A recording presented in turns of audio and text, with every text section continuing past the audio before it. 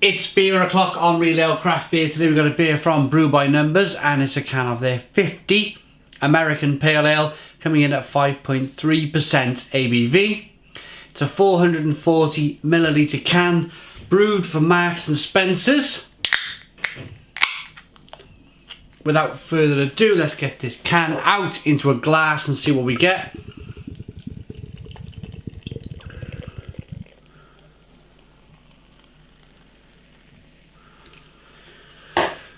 We got a 2 to 3 finger whitehead, good levels of carbonation, slightly hazy looking. I'm going to say straw coloured ale. Nice carbonation, head's got good retention onto it. Let's get the aroma.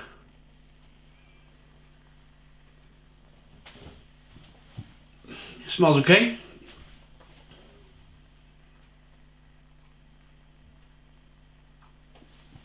Initially, when I first got my nose into it, it's a little bit kind of like sulphury.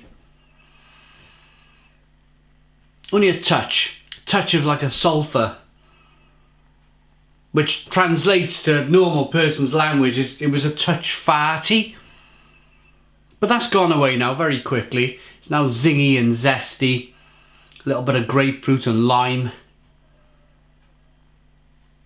lemon, orange peel.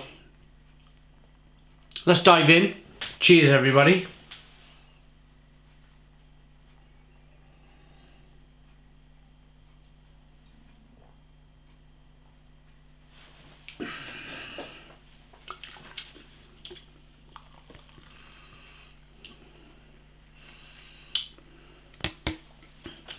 Quite tropical, flavours of mango, passion fruit. It looks an awful lot better now with the little bit of sediment there from the bottom of the can, made its way into the glass. It looks more like a New England IPA now, doesn't it?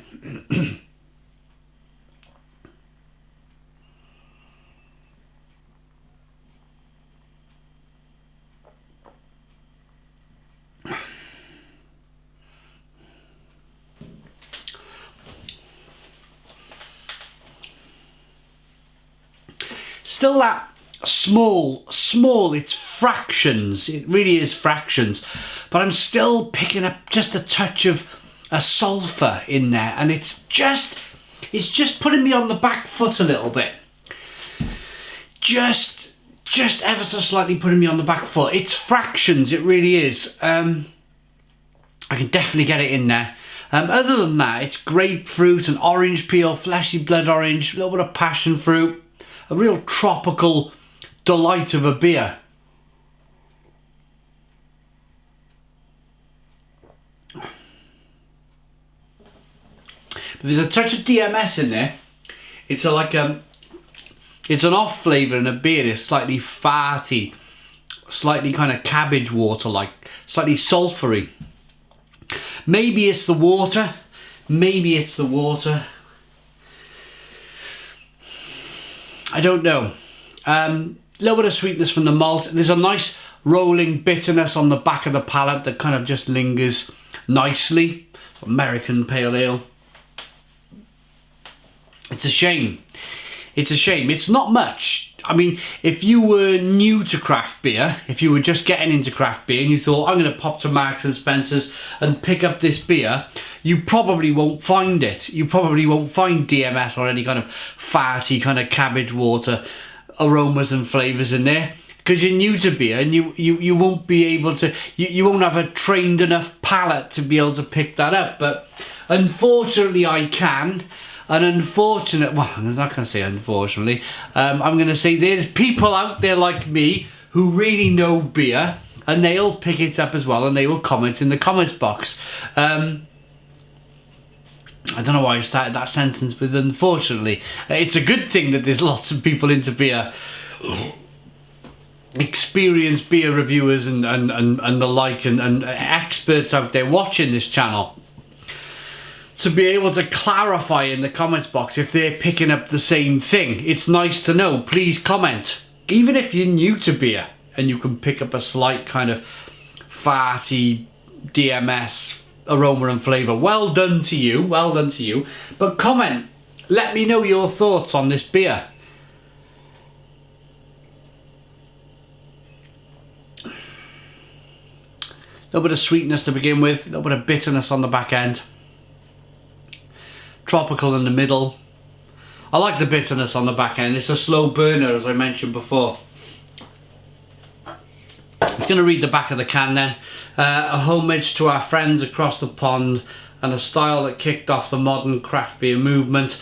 Our interpretation of this classic is loaded with juicy fresh hops straight from Yakima Valley, USA, brewed with our house English ale yeast and UK sourced malts for a balanced bitterness and a smooth finish.